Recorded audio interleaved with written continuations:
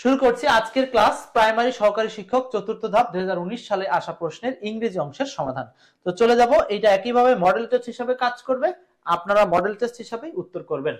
Question number 1 এবং 2, যারা ক্লাসে আছি ঝটপট উত্তর করে ফেলতে হবে। 1 এবং 2 বলুন কি করব আমরা উত্তর। 1 নাম্বার এবং 2 নাম্বার চলছে প্রাথমিক সহকারী শিক্ষক নিয়োগ পরীক্ষা চতুর্থ ধাপ 2019 সালে আসা ইংরেজি প্রশ্নের সমাধান। প্রথম প্রশ্নটা, ক্রেডিট টাকা 500 ড্যাশ মাই অ্যাকাউন্ট। তো এই কোশ্চেনটা এ পর্যন্ত অনেকবার এসেছে, বিভিন্ন পরীক্ষায় এসেছে, এবং এই কোশ্চেনটা অনেকে হয়তো আনসারও অনেক সময় ভুল করে ফেলেছেন। তো আজকের পরে যেন উত্তর ভুল না হয়, ঠিক আছে। বিপ্লব রয় বলেছেন সো গুড, ধন্যবাদ। ক্রেডিট অ্যামাউন্ট, এরপরে হবে টু, ক্রেডিট টু, মনে রাখবেন credit something to account, credit something to account, credit something to account. So আপনি এটাকে এভাবেই মনে রাখবেন, ক্রেডিট মানে আপনি কোনো কিছু সঞ্চয় করবেন। একই জিনিস এটা যদি এখানে ডিপোজিট থাকতো তখন কিন্তু এখানে আর টু হতো না, তখন হতো এখানে ইনটু। আপনি দুইটা জিনিস একটু খেয়াল রাখবেন, এতদিন আসছে ক্রেডিট দিয়ে, আপনি মনে রাখেন এখানে যদি কোনোভাবে ডিপোজিট থাকে তাহলে আপনি ডট ডট এখানে বসাবেন হলো ইনটু, ইনটু ডিপোজিট থাকলে ইনটু, ক্রেডিট থাকলে টু, ব্যাস এইটুক মনে রাখলে আপনার জন্য এখান থেকে যদি নতুন কোশ্চেন তৈরি করে আপনি পারবেন। আমি আগেই বলেছি আপনাদেরকে, আমরা এক্সপার্ট ইংলিশে অনেক কিছু গবেষণা করে করে দিয়ে থাকি। ধরেন ভবিষ্যতে কোন কোশ্চেনটা নতুন ভাবে তৈরি হতে পারে সেই জিনিসগুলো আমরা অ্যাডভান্স লার্নিং হিসাবে এখানে কিন্তু দিয়ে রেখেছি। তো এরপর আসেন 2 নম্বর প্রশ্ন, কোন বানানটি শুদ্ধ? মিজানুর রহমান ওয়ালাইকুম আসসালাম, সঞ্জয় টু বলেছেন। 2 নম্বর, একটু ক্লাসটা শেয়ার করব সবাই। কোন বানানটি শুদ্ধ? কোন বানানটি শুদ্ধ? আপনাদের সাথে চলছে চ্যালেঞ্জ, 18 কে পান। কোন বানানটি শুদ্ধ? রিলিভেন্ট, এটা একদমই সহজ। আপনারা যখনই বানান করবেন তখন এখানে একটা রুলস ইউজ করবেন, রুলসের নাম হচ্ছে ডিভাইড রুল। রুলসের নাম হচ্ছে ডিভাইড রুল। তো ডিভাইড রুল কি জিনিস? ডিভাইড রুল হচ্ছে একটা শব্দকে আমরা দুইটা পার্টে ভাগ করব। কিভাবে? এই যে দেখেন, রিলি আর এই পাশে কি ভ্যান্ট, দুইটা অংশ, রিলিভেন্ট, রিলি আর এই পাশে কি ভ্যান্ট, রিলিভেন্ট, দুইটা পার্ট। তো এইভাবে যদি কোনো শব্দকে আপনি ডিভাইড ফর্মুলায় স্লেবলকে ভাঙতে পারেন তাহলে আপনার শব্দের অর্থটা খুব মনে থাকবে এবং বানানটা মনে পড়বে। ভ্যান্ট, রিলিভেন্ট, এটা একদম সহজ, এটা আপনারা জানেন যারা বাংলা ভোকাব সেকশনটা পড়েছেন। রিলিভেন্ট মানে কি? প্রাসঙ্গিক। রিলিভেন্ট মানে হলো প্রাসঙ্গিক। রিলিভেন্ট মানে প্রাসঙ্গিক, রিলিভেন্ট মানে প্রাসঙ্গিক। ওকে, জানি না দুইটা কোশ্চেনের কার কয়টা হয়ে যাচ্ছে, চলে যাব পরের প্রশ্নে। 3 নাম্বার চ্যাপ্টারটা কি? Voice change. এই কোশ্চেন গবেষণা থেকে আপনাকে বুঝতে হবে প্রাইমারির জন্য কোন কোন চ্যাপ্টারগুলো পড়তে হবে। তো আগে দুইটা প্রশ্ন ছিল, একটা হচ্ছে ক্রেডিট টু আর একটা ছিল স্পেলিং, তাহলে স্পেলিং পড়তে হবে। আর এখানকারটা হচ্ছে voice, active passive, voice change পড়তে হবে। 3 নাম্বার কি বলছে? We made her recite a poem. তার মানে কি? এইটা পজিটিভ ভার্বের রুলস, যে আমরা তাকে দিয়ে কবিতাটি আবৃত্তি করালাম। রিসাইট মানে আবৃত্তি করা, তো আবৃত্তি করা, তো আমরা তাকে দিয়ে কবিতাটি আবৃত্তি করালাম, আমরা তাকে দিয়ে কবিতাটি আবৃত্তি করালাম। Okay fine. এখন দেখেন এই জায়গাতে দুইটা ভার্ব আছে, একটা হলো মেড আর একটা হলো রিসাইট। তো এরকম পজিটিভ ভার্বের ক্ষেত্রে আমরা কিভাবে প্যাসিভ মুড করব? এই সেন্টেন্সে অবজেক্ট দুইটা, একটা হলো হার আরেকটা হচ্ছে এ পোয়েম, তাই না? সো মনে রাখবেন পজিটিভ ভার্বের ক্ষেত্রে আপনি যখন প্যাসিভ মুড করবেন এই ক্ষেত্রে এখানে যে দুইটা অবজেক্ট আছে, একটা হলো হার আর একটা হলো এ পোয়েম, তো আমরা দুইটা অবজেক্টকেই সাবজেক্টের পজিশনে নিয়ে প্যাসিভ করতে পারি। তবে সবচেয়ে উত্তম হবে হচ্ছে ডিরেক্ট অবজেক্টকে নেওয়া। আর ডিরেক্ট অবজেক্ট এখানে কোনটা? হার, মানে ব্যক্তিবাচককে বলা হয় ডিরেক্ট অবজেক্ট। তো ডিরেক্ট অবজেক্টকে সাবজেক্টের পজিশনে নিয়ে আসেন, তাহলে সি হবে। ওকে, আর এই মেড হলো পাস্ট ইনডেফিনিট টেন্স, যেসব প্যাসিভ মোডে থাকবে ওয়াজ মেড, ওয়াজ মেড, তাই না? ওকে, এবার দেখেন এরপরে এই যে রিসাইট, এই রিসাইট শব্দটা তখন ইনফিনিটিভ আকারে রূপান্তর হবে নাকি নরমালি রিসাইটেড হবে? আমরা কিন্তু একটা ভার্বকেই প্যাসিভ মুডে রূপান্তর করছি, ওয়াজ মেড। তো আমরা এই রিসাইটকে আর প্যাসিভ মুড করব না। এই রিসাইটটা মূলত এখানে একটা ইনফিনিটিভ ছিল, যেটা বেয়ার ইনফিনিটিভ আকারে ছিল। এখন এই বেয়ার ইনফিনিটিভটা প্যাসিভে গিয়ে সরাসরি নরমাল ইনফিনিটিভে রূপান্তর হবে, আই মিন সেখানে টু এর উল্লেখ থাকবে। ক্লিয়ার? আর বাকি থাকলো এ পয়েম বসে যাবে। বোঝাতে পারছি বিষয়টা? তাহলে দেখেন এই যে প্যাসিভ মুড, এই প্যাসিভ মুডের মূল থিমটা কি? প্যাসিভ মুডের মূল হচ্ছে যখন দুটি অবজেক্ট দ্বারা একটা সেন্টেন্স থাকবে, ডিরেক্ট এবং ইনডিরেক্ট, সেক্ষেত্রে আমরা ডিরেক্ট অবজেক্টটাকেই সাবজেক্ট হিসাবে ধরে দেন আমরা বাক্যটাকে প্যাসিভে রূপান্তর করব। ওকে, শেষ। এটা বুঝতে পারছেন সবাই? তাহলে আমাদের আরেকটা ডিসিশন থাকলো, আমরা প্রাইমারি পরীক্ষার জন্য ভয়েস চেঞ্জ পড়বো ইনশাআল্লাহ। যারা আমাদের পেইড ব্যাচে আছেন আপনারা জানেন যে আমরা প্রাইমারিতে এই চ্যাপ্টারগুলো আলাদা করে ক্লাস আকারে রেখেছি, সেগুলো আমরা টপিক ক্লাসে পড়াবো। 4 number, simple sentence consist of. Simple সেন্টেন্সে কি উল্লেখ থাকে? সঞ্জয় বলবেন। 4 নাম্বার, সিম্পল সেন্টেন্সে কি উল্লেখ থাকে? সিম্পল সেন্টেন্স কনসিস্ট অফ 4টা ক্লজ, 2টা ক্লজ, 3টা ক্লজ নাকি 1 ক্লজ? একদম সহজ, যারা ক্লজের চ্যাপ্টারটা পড়েছেন। সিম্পল সেন্টেন্সে একটা ক্লজ থাকে। কয়টা ক্লজ? একটা ক্লজ থাকে। ওকে, কেন? কারণ সিম্পল সেন্টেন্সে একটা ক্লজ, আর ক্লজ মানে আমরা জানি হলো যেখানে কি থাকে, একটা সাবজেক্ট থাকে এবং একটা ভার্ব থাকে। একটা সাবজেক্ট থাকে, একটা ভার্ব থাকে। একটা সাবজেক্ট, একটা ভার্ব। তাহলে দেখেন তো এখানে 1 ক্লজ, এরকম যদি আপনি কোথায় কোনো সেন্টেন্সে একটাই সাবজেক্ট একটাই ভার্ব থাকে, আরো অন্য যা মনে তাই থাক, কিন্তু সাবজেক্টের সংখ্যা 1, ক্লজের সংখ্যা ভার্বের সংখ্যা 1, তার মানে একটা ক্লজ। আর একটা ক্লজ একা থাকা মানে সেটা হচ্ছে সিম্পল সেন্টেন্স। ওকে, নেক্সট 5 নাম্বার বলছে কি, কল ইট এ ডে। এই কথাটা মানে কি? এটা একটা ইডিয়মস। সো আমরা প্রাইমারির জন্য ইডিয়মস এন্ড ফ্রেজেস এই চ্যাপ্টারটাকেও পড়বো। চ্যাপ্টারের নাম কি? ইডিয়মস। আমরা আমাদের যে প্রাইমারি কোর্স আছে সেখানে ইডিয়মসটা মেমোরাইজিং চ্যাপ্টার হিসেবে কয়েকটা ভাগে ভাগ করে দেওয়া আছে। ওইখানে আমরা ওই ডিভাইড অনুযায়ী 18টা পরীক্ষার মাধ্যমে পুরো মেমোরাইজিং অংশটাকে শেষ করব, প্লাস গ্রামারের উপর 18টা ক্লাস নিব। সো 18 ক্লাসে আমাদের প্রাইমারি কোর্স শেষ হয়। তো কল ইট এ ডে এই কথাটার মানে কি? এই কথাটার মানে হচ্ছে যে আজকে পর্যাপ্ত হয়েছে, আজকের মতো বন্ধ করি, এই সেন্সে বলা হয় কোয়ালিটি ডে। তাহলে কোয়ালিটি ডে মানে হলো বন্ধ করা বা স্টপ করা। ঠিক আছে? সো এটা অ্যান্সার হচ্ছে to stop work since enough has been done. যেহেতু পর্যাপ্ত হয়েছে সেই কারণে কোনো কাজ বন্ধ করা, এই অর্থে ব্যবহার করা হয় কোয়ালিটি ডে। ঠিক আছে? তো এটা অ্যান্সার হচ্ছে 4 নম্বর। ঠিক আছে? এটা হলো বিজয়ী বেশে ফিরে আসা, তার মানে কোনো কাজ করতে গিয়ে সেটা বিজয় অর্জন হয়েছে, সেই ক্ষেত্রে 5এর অ্যান্সারটা হচ্ছে ডি নাম্বার। নেক্সট 6, কোন বানানটি শুদ্ধ? আর 7 নাম্বার বলছে এমফাসিস মানে কি? সুমাইয়া বলছেন 5এর ডি, রাইট। 6 নাম্বার, 6 এবং 7, 6, 7। 6 নম্বরে বলছে কোন বানানটি শুদ্ধ? কোন বানানটি শুদ্ধ? এটার অ্যান্সার হবে হলো, দেখেন আমরা কিন্তু স্পেলিং এর উপরে অলরেডি 2টা কোশ্চেন পেয়ে গেলাম। এর আগে একটা পেয়েছিলাম না স্পেলিং এর উপরে? হ্যাঁ, আর এই একটা, এর আগে একটা ছিল রিলিভেন্ট, আর এটা হচ্ছে কোন বানানটি শুদ্ধ? বুড়ো। বুড়ো, বুড়ো বানানটা যদি আপনি উচ্চারণটা বুড়ো শিখেন, তাহলে উচ্চারণ অনুযায়ী আপনি স্পেলটা করতে পারবেন না। সো স্পেলিং এর জন্য আপনি বলতে পারেন বিউ রিয়া ইউ। এবার আসেন আমি যেটা বললাম, বিউ রিয়া ইউ। সো যদি আপনি এভাবে কয়েকবার শব্দটাকে উচ্চারণ করতে পারেন, 10 বার খাতায় লিখতে পারেন, আপনার এই বানানটা মনে থাকবে। মজার বিষয় কি জানেন? এই বুড়ো বানানটা আপনি যদি একজন চাকরি পরীক্ষার্থী হিসাবে পরপর 3টা পরীক্ষা দেন, এক জায়গায় পাবেন। মানে বানানটা, স্পেলিংটা এত প্রয়োজন। আচ্ছা, প্রয়োজনীয় শব্দ বিধায় বারবার আসে। 7 নাম্বার, 7 নাম্বার হচ্ছে এমফাসাইজ। এমফাসিস মানে কি?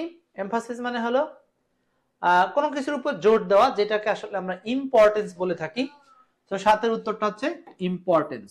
ইম্পর্টেন্স, এমফাসিস হচ্ছে ইম্পর্টেন্স বা গুরুত্ব দেওয়া। ইম্পর্টেন্স বা গুরুত্ব দেওয়া। ওকে, এরপর চলে যাব পরের কোশ্চেনে। চলছে 20টি কোশ্চেন সলভ হবে।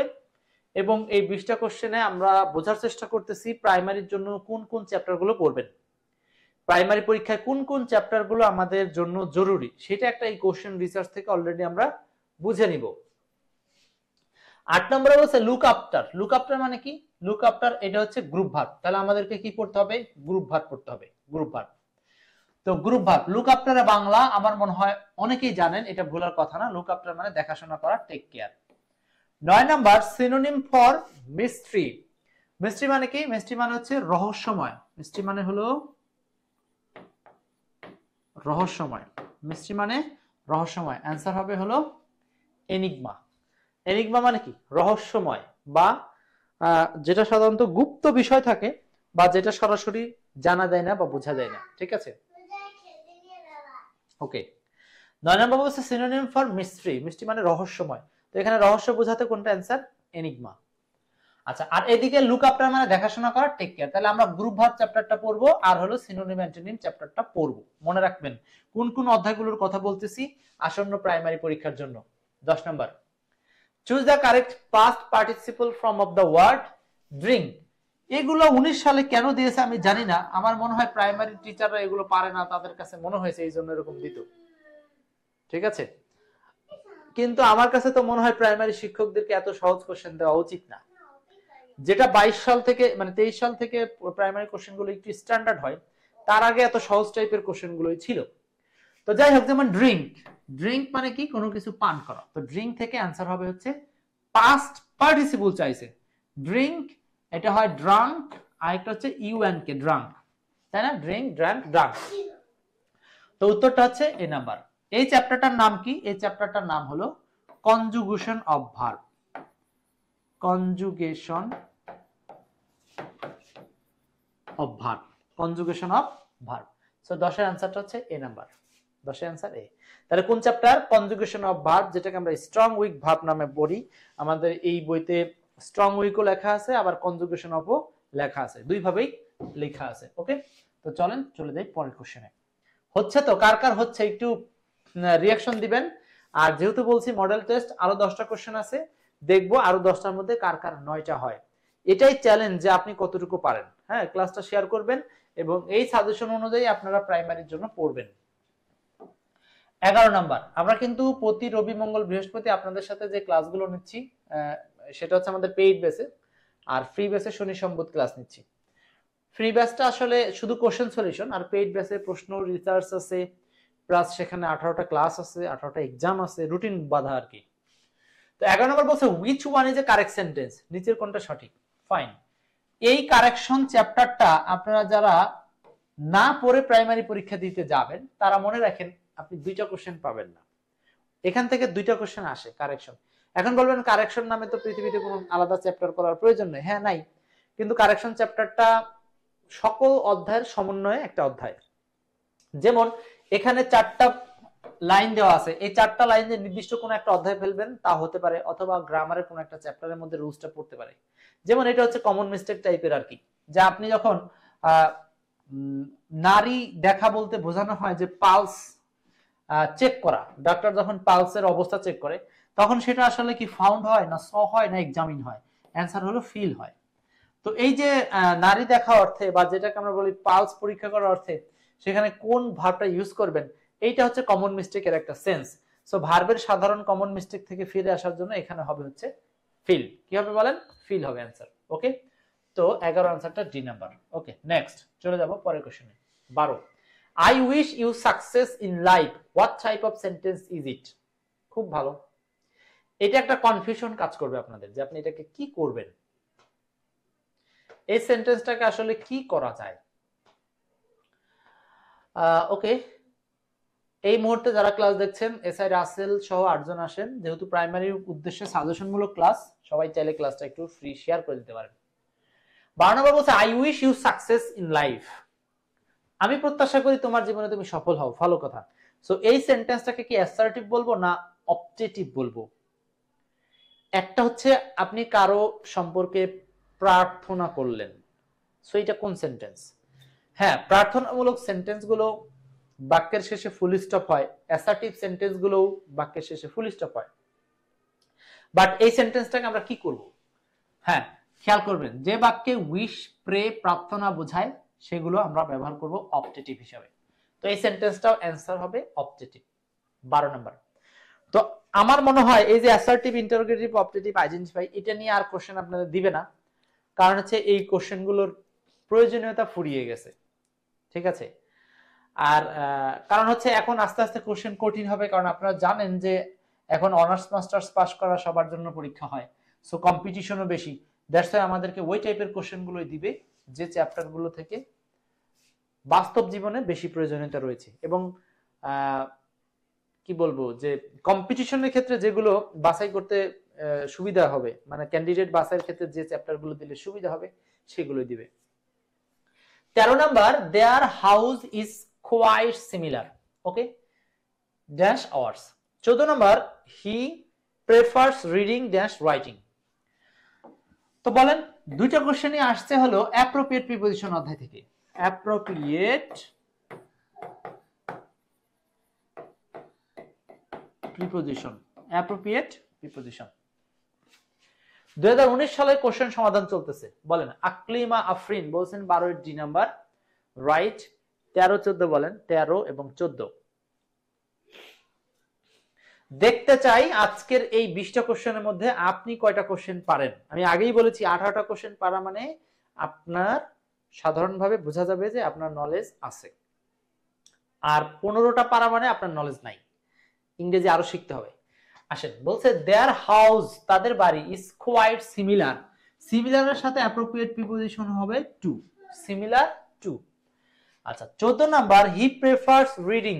আবারও দেখেন, প্রেফারস এর সাথে ডট ডট টু। এই দুইটা চ্যাপ্টারের মধ্যে এই চ্যাপ্টারটার নাম আমরা পড়াবো আমাদের প্রাইমারি কোর্সে, যেটা নাম দিয়েছি কোরিলেটিভস। কোরিলেটিভস, ওকে। আর এই দিকে হচ্ছে সিমিলারের সাথে টু বসে, এইটা হলো তুলনামূলক অর্থে এটা ডিগ্রি চ্যাপ্টারের সাথে সংশ্লিষ্ট। যদিও আমি প্রথমেই বলেছি দুইটা অধ্যায় হচ্ছে অ্যাপ্রোপ্রিয়েট প্রিপোজিশনের সাথে সংশ্লিষ্ট, কিন্তু অ্যাপ্রোপ্রিয়েট প্রিপোজিশনও আবার এখানে একটা রিলেটেড আছে। প্রেফারের সাথে ডট ডট টু বসে, এটাকে বলা হয় কোরিলেটিভস বা জোড়া কনজাংশন। তো প্রেফারের সাথে টু বসে একবার আসছে, পরের বার আপনাকে এরকম আরো কতগুলো জোড়া দিতে পারে, সেগুলো কি কি হতে পারে যদি আপনারা বলেন। যেমন আপনারা দুই একটা করে চাইলে লিখতে পারেন, প্রেফার ডট ডট টু। তারপরে এরকম কি কি আছে, যেমন either dot dot or, neither dot dot, neither dot dot, nor, not only dot dot, কি হবে বলেন, but also। আবার both এর সাথে কি হয়, both dot dot and। এই যে যতগুলো আপনাদের জন্য লিখে দিলাম প্রত্যেকটাই গুরুত্বপূর্ণ এবং পরীক্ষার হলে এগুলোই আসে। যেমন hardly dot dot when, scarcely dot dot when, এরকম আসে না। এই যে হার্ডলি, বেয়ারলি, রেয়ারলি, স্কার্সলি, এগুলোর সাথেও কিন্তু জোড়া কনজাংশনের ইউজেস আছে। সো এই কয়েকটা একটু মনে রাখবেন, কারণ পরীক্ষার হলে এই যে সমজাতীয় রুলস থেকে কোশ্চেন আসবে, সমজাতীয় রুলস থেকে কোশ্চেন আসবে। এখানে যেমন সিমিলারের সাথে টু আসছে, এরকম ডিগ্রির ক্ষেত্রে টু আসে। আপনারা জানেন কিছু ল্যাটিন ওয়ার্ড আছে, যেমন কি কি আছে, সিনিয়র, সিনিয়র। আমি কিন্তু এইগুলো কেন দিচ্ছি, জুনিয়র, সিনিয়র, জুনিয়র, আলটেরিয়র, পোস্টেরিয়র, এই যে শব্দগুলো দিলাম, এই শব্দগুলো আপনারা সব সময় ল্যাটিন শব্দ হিসেবে এদের সাথে টু বসাবেন। ব্যাস, এই যে দুইটা রুলস, দুইটা কোশ্চেন পড়াতে গিয়ে যতগুলো রুলস বললাম সবগুলো গুরুত্বপূর্ণ। একবার একটু দেখে নেন, এক সেকেন্ডে মনে করে নেন, আমি পরের কোশ্চেনে যাব।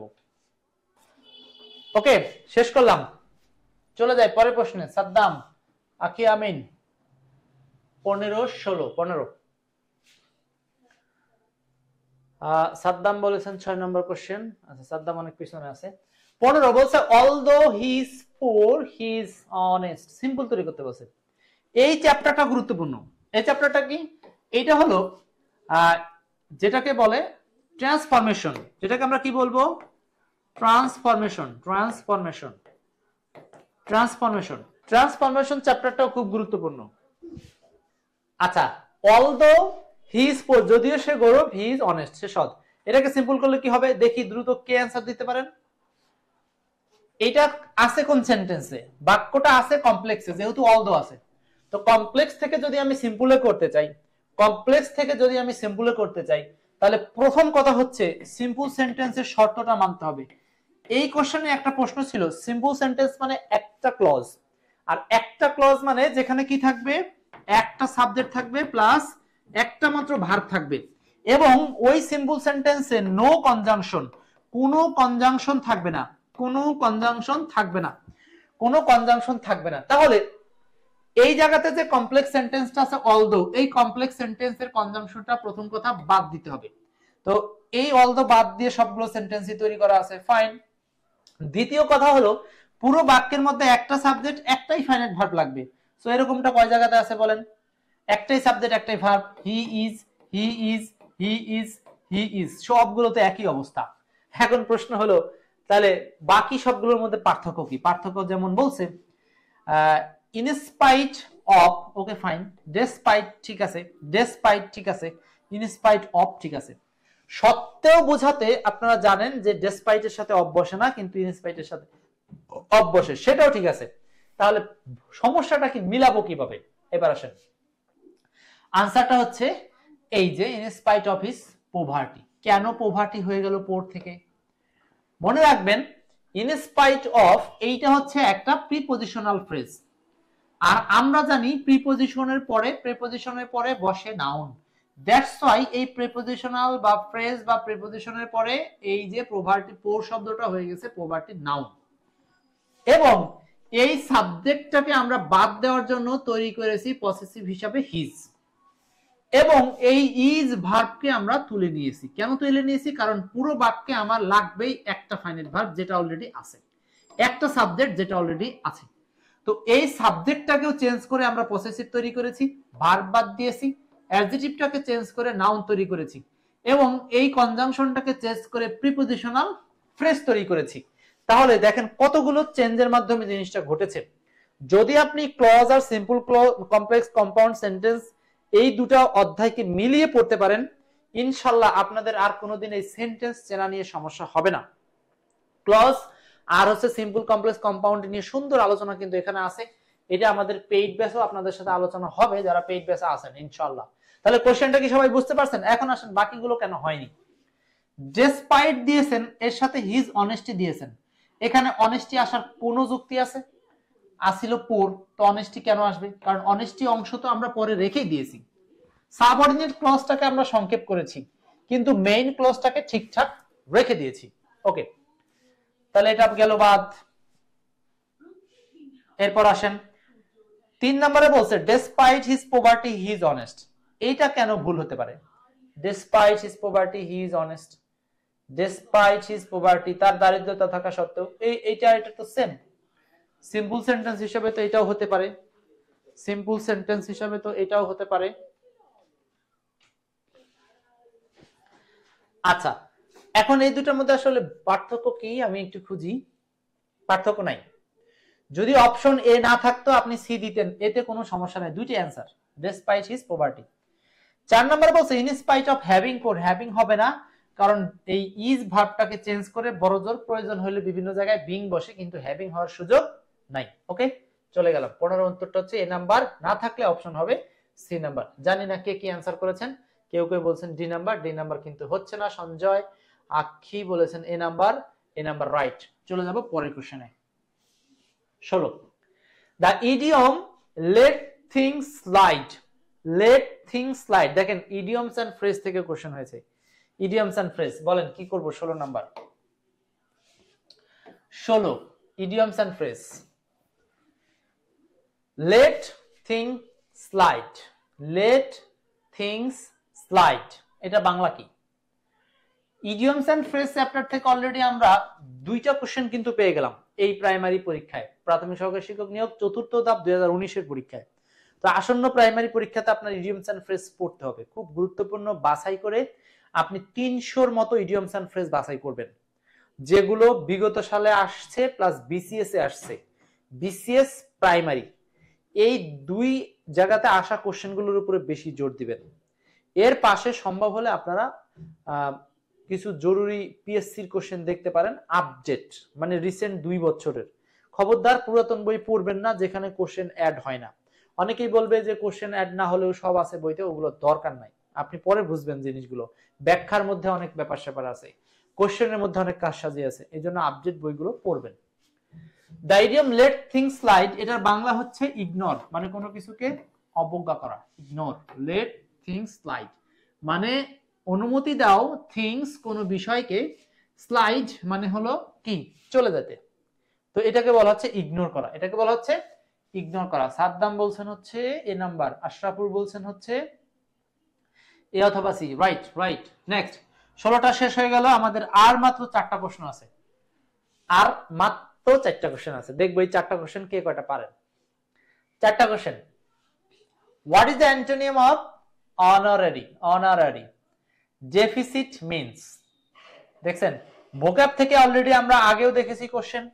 তো সিনোনিম অ্যান্টোনিম আপনাকে পড়তেই হবে, খুব সতর্ক থাকতে হবে যে সিনোনিম অ্যান্টোনিম যদি আপনি না পড়েন তাহলে আপনার কোনো পরীক্ষার হলে যাওয়ারই দরকার নাই, পরীক্ষার হলে যাওয়ারই দরকার নাই। আচ্ছা 17, 18। 17 নম্বর বলছে what is the antonym of honorary? Honorary মানে কি? অনারারি মানে হলো যেটাকে আমরা বলি যে সম্মান সূচক। আপনি কারো কোনো কাজ করে দিলেন শুধু সম্মানের বিনিময়ে, সম্মান দিল আপনাকে, আপনি এখানে কোনো বেতন পেলেন না, মানে কোনো উপঢৌকন পেলেন না।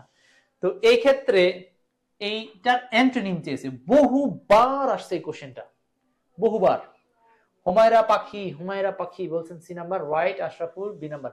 আচ্ছা তাহলে অনারারি মানে হচ্ছে সম্মানজনক, যেটা আপনি স্যালারি ছাড়া বিনা বেতনে করবেন। আর এটারই আনসার হচ্ছে অ্যান্টোনিম হিসাবে স্যালারিড, মানে হলো বেতনভুক্ত। স্যালারিড মানে কি? বেতনভুক্ত। ওকে। 18 নম্বর বলছে ডেফিসিট মানে হচ্ছে সংকট, বা আপনি যেটাকে কি বলতে পারেন, স্বল্পতা বলতে পারেন, সংকট বা স্বল্পতা। সো এটার আনসার হচ্ছে শর্টেজ। ডেফিসিট এটার আনসার হচ্ছে শর্টেজ, মানে স্বল্পতা বা সংক্ষিপ্ত বা অল্প অর্থে। ঠিক আছে। তো 17 এবং 18 কমপ্লিট। দেখেন দুইটা কোশ্চেনই আমাদের বিগত সালে আসা একদম সহজ টাইপের ভোক্যাব। বাকি ভোক্যাবুলারি অর্থগুলো জানেন। অফিসিয়াল মানে হচ্ছে ফর্মালিটি সংক্রান্ত, লিটারেরি সাহিত্যগত, আর অনারেবল মানে সম্মানীয়, শর্টেজ মানে সংক্ষিপ্ত, কমপ্লেক্স মানে জটিল, ফ্লেক্সিবল নমনীয়, ডিফিট মানে পরাজিত করা। তো সবগুলো একদম সহজ টাইপের ভোকাব। আপনারা কেন অপশনগুলো পড়বেন যখন সিনোনিম অ্যান্টোনিম পড়বেন? মনে রাখবেন ভোকাবুলারির ক্ষেত্রে অপশনগুলো থেকেও নতুন নতুন কোশ্চেন তৈরি হবে। সো ভোকাবের অপশনগুলো আপনাকে পড়তে হবে। ঠিক আছে। আমরা কিন্তু ভোকাব চ্যাপ্টারকে 3-4টা পার্ট করে আমাদের পেইড বেসে পরীক্ষা নিব। সো যারা ওখানে আছেন সেটার জন্য প্রস্তুত থাকেন, যেন ওখানে পরীক্ষাগুলো দিতে পারেন, আগে থেকে পড়ে ফেলবেন। 19 আর মাত্র একটা কোশ্চেন আছে 19 এর পরে। 19 নম্বর বলছে চুজ দ্য কারেক্ট সেন্টেন্স, কোনটা সঠিক বাক্য। 19 চুজ দ্য কারেক্ট সেন্টেন্স, কোনটা সঠিক বাক্য। 19 নাম্বার। এখানে গুরুত্বপূর্ণ একটা রুলস আছে, রুলসটা আমি আপনাদেরকে বলবো, এবং এই জায়গা থেকে আপনারা যে কোনো পরীক্ষা একটা কোশ্চেন পাবেন। এই চ্যাপ্টারটা অংশ হলো ভার্বের জিরান পার্ট। এটা হলো ভার্বের জিরান অংশ থেকে একটা কোশ্চেন আসছে। বেশ কিছু ভার্ব আছে ট্রানজিটিভ ভার্ব, যার পরে নতুন ভার্বের সাথে আইএনজি যোগ হবে। তো ট্রানজিটিভ ভার্বগুলো কি কি? ট্রানজিটিভ ভার্বগুলো কি কি? আমরা তার মধ্যে একটা ট্রানজিটিভ ভার্ব পাচ্ছি এখানে, finish, finished, finished, fine, finished, finished, finish. আমরা প্রথমে একটু জেনে নেই কোন কোন ট্রানজিটিভ ভার্বের পরে আইএনজি যুক্ত হয়। আপনারা চাইলে এরকম কিছু ভার্ব আমাকে সাজেস্ট করতে পারেন, আমার যেই কটা মনে পড়ছে আমি সেই কটা লিখছি। যেমন এনজয়, এনজয় ভার্বের পরে নতুন ভার্ব আসলে আপনি কি করবেন? আইএনজি যোগ করবেন। ঠিক আছে, এনজয়। আন্ডারস্ট্যান্ড এর পরে নতুন ভার্ব আসলে আইএনজি যোগ করবেন। প্রেফার এর পরে নতুন ভার্ব আসলে আইএনজি যোগ করবেন। কমপ্লিট এর পরে নতুন ভার্ব আসলে আইএনজি যোগ করবেন। অ্যাভয়েড এর পরে নতুন ভার্ব আসলে আইএনজি যোগ করবেন। Complete, enjoy, avoid, deny, Denny. তারপরে কি আছে? এরকম আরো অনেক ভার্ব আছে, যে সমস্ত ট্রানজিটিভ ভার্বগুলোর পর নতুন ভার্ব আসলে কি করতে হয়? আইএনজি। এরই মধ্যে একটা হচ্ছে ফিনিশ। তো ফিনিশের পর আইএনজি হবে, ভালো কথা, আইএনজি আছে, আইএনজি আছে। এটার মধ্যে আইএনজি নাই, এটা আগে বাদ দিলাম। এবার আসেন বাকি ভুলগুলো। হ্যাভ দিলে এর সাথে ফিনিশ V1 হবে না, কারণ হ্যাভ দিলে হয় ভার্বের 3 নাম্বার, এটা বাদ। I finished the book. Okay, এখন আসেন finished reading the book, I have finished reading the book. এখন এই দুটোর মধ্যে আসলে পার্থক্যটা কি? আশরাফুল ভাই বলেন। 19 ডি বলছেন সাদ্দাম, 19 ডি। ইয়েস, কেন ডি অ্যান্সার করব? কারণ এখানে সেন্টেন্সের অর্থের ধরনটা হচ্ছে এমন যে আমি বই পড়া শেষ করলাম না, বরং এটা অর্থ দিচ্ছে আপনি খুব রিসেন্টলি বই পড়ে শেষ করেছেন। তো আপনি এটা প্রেজেন্ট পারফেক্ট টেন্সে করলে সেটা প্রেজেন্ট পারফেক্টও কিন্তু এক প্রকার পাস্ট ইনডিফিনিট। আপনারা জানেন হয়তো প্রেজেন্ট পারফেক্ট মানে যেটা খুব নিকট অতীত, মানে যেটার ফলাফল এখনো বিদ্যমান রয়েছে। সো নিকট অতীতে যে কাজটা হয়েছে, I have finished reading the বুক, আমি বইটি পড়া শেষ করেছি, এর মানে আমি বইটি পড়ে শেষ করলাম। তো কোন কাজের ফলাফল এখনো বিদ্যমান আছে এমনটা বোঝাইতে আমরা সেটাকে প্রেজেন্ট পারফেক্ট টেন্সে আনসার করব। ওকে, সবাই আশা করি বুঝতে পারছেন। সো 19 এর आंसर হচ্ছে ডি নাম্বার, 19 এর आंसर ডি। ওকে, এবং আজকের জন্য সর্বশেষ কোশ্চেন 20, ডি ফ্যাক্টো কথাটার মানে কি? ডি ফ্যাক্টো, ডি ফ্যাক্টো কথাটার মানে কি? 20 নাম্বার কোশ্চেন দেখবো। এই কোশ্চেনটি দ্রুত সলভ করতে হবে এবং এটা আজকে লাস্ট কোশ্চেন। আমরা কিন্তু অলরেডি বলে দিয়েছি প্রাইমারি পরীক্ষার জন্য কোন কোন চ্যাপ্টারগুলো আপনাদেরকে বেশি বেশি পড়তে হবে, সেটা অলরেডি আমরা এখানে 20টা কোশ্চেনে যে যে অধ্যায়গুলো দেখেছি সেইগুলো। ঠিক আছে, সাদ্দাম বলছেন অ্যাডমিট, অ্যাপ্রিসিয়েট, রাইট, সব ঠিক ছিল। এছাড়া কোনো পাস্ট মার্কার নাই। Can not help, consider, delay, discuss, right, অনেক শব্দ উঠে আসছে সাদ্দাম। ডিফ্যাক্টো মানে কি? ডিফ্যাক্টো কথাটার মানে হচ্ছে জানেন মনে হয়, এটা একটা ইডিয়মস এন্ড ফ্রেজ থেকে আসা কোশ্চেন। ডিফ্যাক্টো মানে ইন রিয়ালিটি, মানে যেটাকে আমরা বলি বাস্তবতা। ডিফ্যাক্টো মানে ইন রিয়ালিটি, বাস্তবতা। ডিফ্যাক্টো মানে কি? ইন রিয়ালিটি বা বাস্তবতা। ডিফ্যাক্টো ইন রিয়ালিটি মানে বাস্তবতা। এই হচ্ছে আপনাদের সাথে প্রাইমারি পরীক্ষায় আসা 20টা কোশ্চেনের বিশ্লেষণ করলাম। তো যারা শেয়ার করছিলেন সবাইকে অনেক ধন্যবাদ জানিয়ে আজকে ক্লাসটা এখানে শেষ করছি।